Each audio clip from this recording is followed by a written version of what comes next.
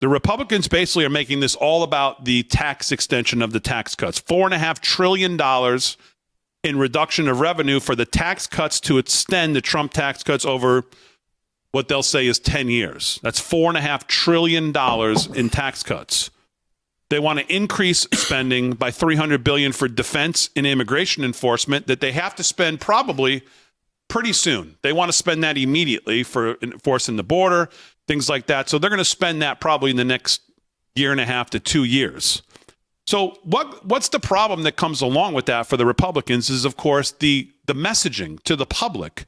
Because no matter what, your already back is up against the wall on spending. You're going to have to print more money. And what's the Democrats' messaging throughout this? They're blowing a hole in the deficit to give their rich friends tax breaks, right? Yep. That's all you're going to hear from them. They're blowing a hole in the deficit because you have to print more money to do what they want to do, even for the spending, the $300 billion they want to spend on defense. So the question is, what are you going to cut? They're going to cut $1.5 trillion to $2 trillion, they say, over 10 years. So for this first year, possibly the first 2 years, you're still going to take that record Biden baseline spending, and you're actually going to have to spend more to do the things you want to do here in this quick kind of first window of opportunity to do the border, do defense spending in the border. That's like $300 billion in there. So again, the Republicans always lose on the messaging. Democrats are going to be out there saying they want to just blow a hole in the deficit to give their rich friends a tax break. And what are you hearing from the Republicans right now? I saw Jason, what's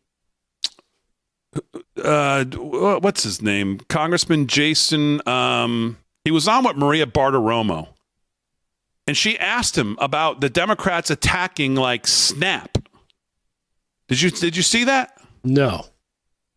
And he says, you can't say that we're cutting SNAP because the bill doesn't specifically say we're cutting SNAP. The bill just the thing outlines that we're just going to try to find cuts, try to offset cuts. But it doesn't specifically say SNAP. And it's like, really? Is that what the messaging is going to be? Steve Scalise is the same thing. He says, no. The bill doesn't mention anything about Medicaid when he was asked about it. Doesn't mention a word. Not a single time does it say Medicaid. Jason Smith, that's who it is. He's the chairman of the Ways and Means Committee. She says, what do you say to those people who are upset that cuts to SNAP? He says, well, no, you can't say it's cuts to SNAP. Resolution says the ad committee has to cut more than $200 billion. So if you're running away from it on your messaging, instead of saying, well, listen, the cost of living is impossible for people. This is impossible for people. We've got to do they never win the messaging. You need to be saying the subsidizing of all of these programs is what's causing the welfare state and the problem in this country and the spending in this country. You can't just be like, well, no, it doesn't really say that. That's your messaging.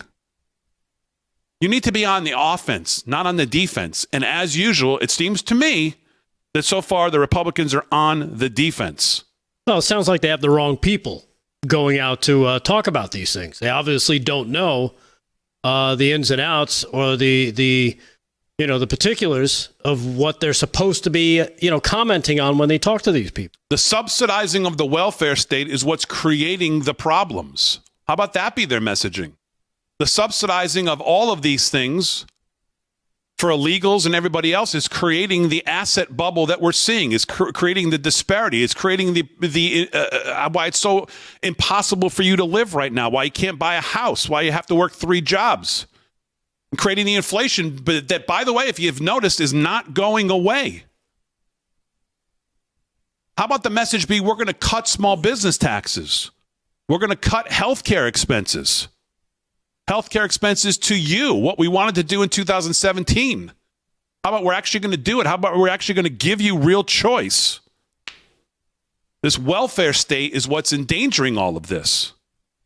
But they're going, oh, no, it doesn't, no, don't put words in my mouth. It doesn't say that. It doesn't say that. We're going to cut, we're going to find it over the next, but it ain't going to be SNAP, and it ain't going to be Medicare, and it ain't going to be Medicaid, and it ain't going to be Social Security, and it ain't going to be defense spending. Well, what's it going to be? What's left? And that's why you get that chart like you get. that $55 trillion is quote unquote acceptable in 2037 or whatever that is. We'll see where it goes. Reconciliation, I think, is March 14th. They have to have something together by. I believe that's the date. But usually these resolutions are the best, are really kind of the best you're going to get. And usually from here, it gets watered down. And the rhinos come out as you get closer to reconciliation because they don't want to fight that we're cutting fight in the public. No.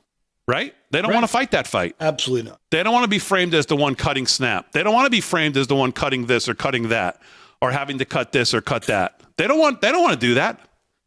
They don't want to go on TV and have Maria Bartiromo ask, well, how do you respond to people? So they'll say, well, no, we're not cutting SNAP. That's why these things get watered down.